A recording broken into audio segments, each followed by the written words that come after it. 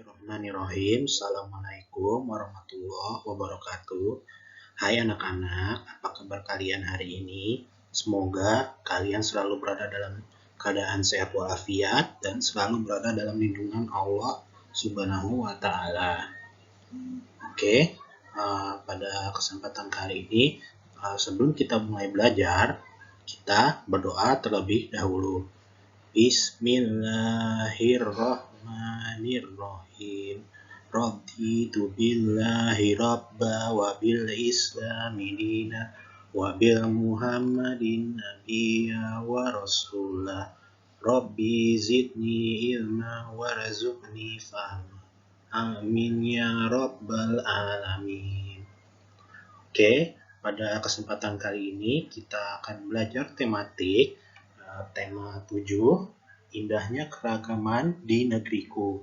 Subtema 3, indahnya persatuan dan kesatuan negeriku.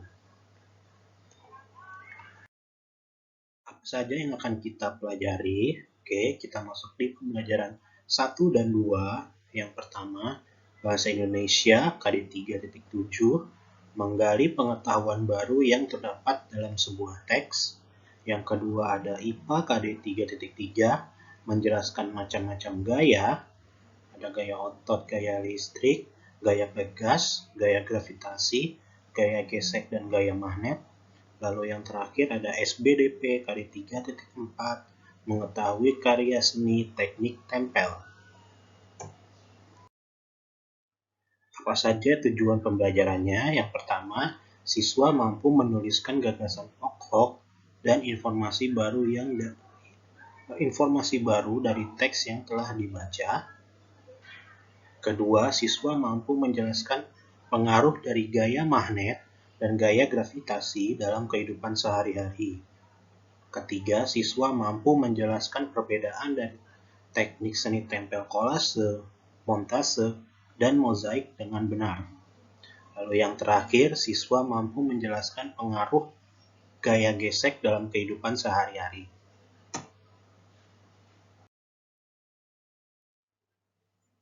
Oke, kita masuk pada pembelajaran ke-1, muatan bahasa Indonesia KD 3.7 dan 4.7, mencari arti kata sulit dan istilah dalam teks.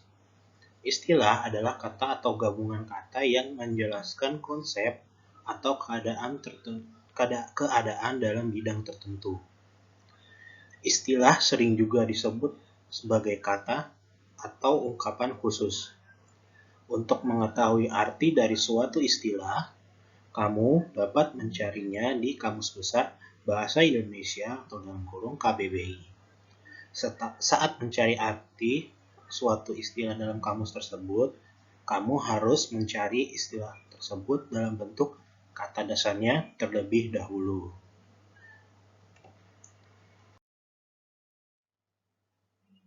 Oke, kita masuk di pembelajaran 1, muatan IPA KD 3.3 dan 4.3, menjelaskan magnet, gaya magnet, dan gaya gravitasi. Untuk yang pertama, kita akan membahas tentang gaya magnet. Gaya magnet adalah gaya tarik atau gaya tolak yang ditimbulkan oleh sebuah magnet terhadap suatu benda. Dan gaya magnet ini dibedakan menjadi 2. Yang pertama, benda yang dapat ditarik dengan kuat oleh magnet disebut dengan benda ferromagnetik. Contohnya yaitu besi, baja, dan nikel. Lalu yang selanjutnya, benda yang dapat ditarik oleh magnet dengan lemah disebut juga dengan benda paramagnetik.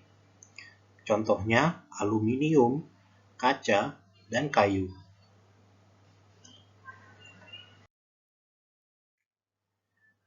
Berikut ini adalah sifat-sifat magnet antara lain sebagai berikut.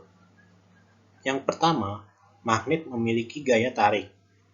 Yang kedua, gaya tarik magnet dapat menembus benda-benda tertentu.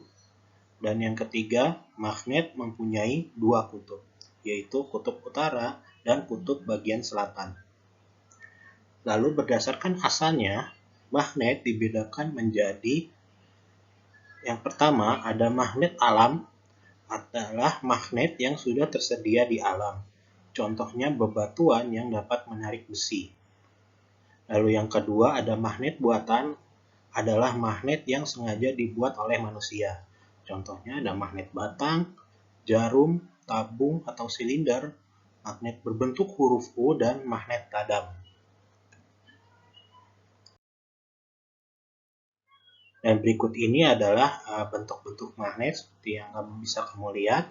Di sini ada magnet batang yang berbentuk seperti kotak, lalu ada magnet jarum, lalu ada magnet silinder, dan magnet tadam yang bentuknya seperti tapal kuda. Lalu dan yang terakhir adalah magnet bentuk huruf U. Ya, itu dia tadi penjelasan mengenai gaya magnet. Untuk selanjutnya kita masuk di poin B, yaitu gaya gravitasi. Gaya yang menarik benda selalu menuju ke bawah disebut juga dengan gaya gravitasi. Gaya gravitasi bumi adalah gaya yang ditimbulkan oleh tarikan bumi. Contoh gaya gravitasi bumi adalah jatuhnya buah dari pohon dengan sendirinya. Seperti yang kita lihat pada gambar ini, ada dua buah objek, yaitu yang pertama kertas yang masih bentuk biasa dan yang sebelahnya ada kertas yang sudah berbentuk gumpalan. Gumpalan kertas yang dijatuhkan akan lebih cepat tiba di permukaan tanah dibandingkan dengan kertas yang masih berbentuk lembar. Hal ini dikarenakan gesekan gumpalan dengan udara sangat kecil.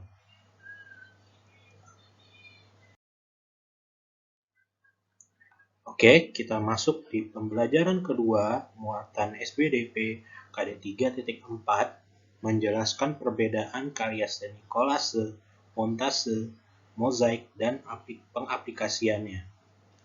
Karya seni aplikasi adalah salah satu cara menghias kain menggunakan motif dengan warna yang beragam. Contoh karya seni aplikasi yaitu seperti yang kalian lihat di sini, ada dua gambar tas yang diberi hiasan kain bermotif. Ini adalah yang disebut contoh karya seni aplikasi.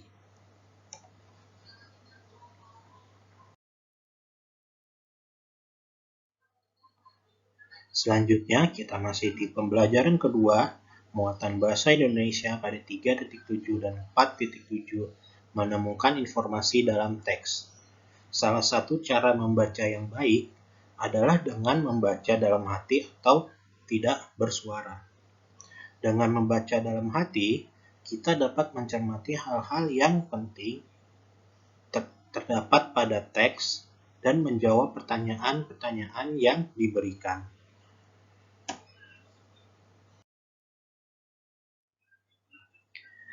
Selanjutnya masih di pembelajaran kedua, muatan IPA KD 3.3 dan 4.3, yaitu menjelaskan gaya gesek dan kegunaannya dalam kehidupan sehari-hari. Gaya gesek adalah gaya yang terjadi jika dua permukaan benda saling bergesekan. Seperti contohnya pada gambar berikut ini. Ada seorang anak yang sedang mendorong meja. Gaya dorong di sini yaitu seperti yang dicontohkan oleh atau pada gambar, yaitu anak yang sedang mendorong disebut gaya dorong. Lalu untuk gaya gesek ada di bagian bawah, yaitu gesekan antara lantai dengan lemari. Nah, itulah yang disebut dengan gaya gesek. Besar kecilnya gaya gesek dipengaruhi oleh permukaan kedua benda yang bergesekan. Semakin halus permukaan, maka gaya geseknya pun akan semakin kecil. Sebaliknya, jika makin kasar permukaannya, maka gaya gesek yang dihasilkan pun akan semakin besar.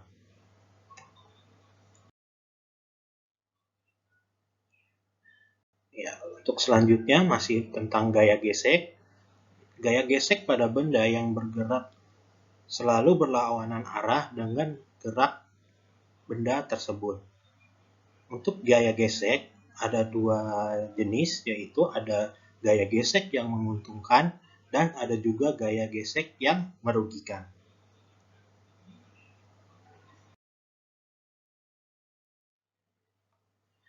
Berikut ini adalah contoh gaya gesek yang sifatnya menguntungkan. Yang pertama, ada alas sendal dan sepatu dibuat dari bahan karet agar pemakainya tidak mudah terpleset. Lalu yang kedua, sepatu sepak bola diberi pul pada bagian alas atau diberi bagian-bagian kecil. Nah, tujuannya untuk memperbesar gaya gesek agar pemakainya tidak mudah terpleset. Lalu yang ketiga, gaya gesek juga terjadi pada rem sepeda. Gunanya apa? Gunanya untuk memperlambat laju sepeda. Lalu yang keempat, ban kendaraan bermotor dibuat dari karet dengan motif beralur. Tujuannya untuk memperbesar gaya gesek yang terjadi antara ban dengan jalan raya. Oke, jika tadi gaya gesek yang menguntungkan, sekarang adalah contoh gaya gesek yang merugikan. Yang pertama, pada mesin sepeda motor atau mobil, selalu terjadi gesekan antara bagian-bagiannya. Gesekan itu akan membuat mesin menjadi cepat rusak. Maka dari itu, untuk mengurangi gesekan yang terjadi, mesin perlu diolesi pelumas. Lalu yang kedua, gir roda dengan rantai sepeda dan sepeda motor juga sering bergesekan. Apabila tidak kita rawat, maka akan cepat rusak.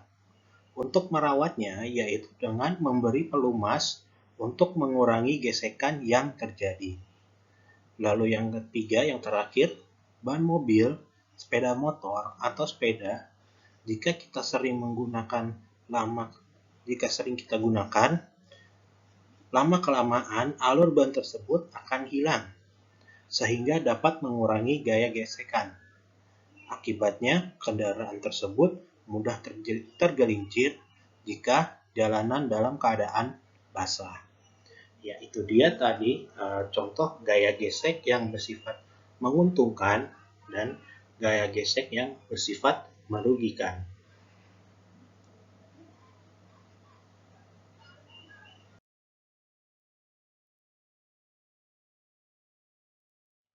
Oke, untuk tugas kalian, tugas tematik hari ini, yaitu mengerjakan buku Bu Pena 4C, halaman 140, nomor 1 sampai dengan nomor 5, lalu buku Bu Pena C, halaman 144, nomor 1 sampai dengan nomor 3. Kalian kerjakan di buku tulis tematik kalian. Oke, alhamdulillah telah selesai pembelajaran dari Bapak untuk hari ini. Semoga materi yang Bapak sampaikan bisa bermanfaat bagi kalian semua. Baik, sekiranya cukup dari Bapak, kurang lebihnya Bapak mohon maaf. Wabillahi taufiq walhidayah. Wassalamualaikum warahmatullahi wabarakatuh.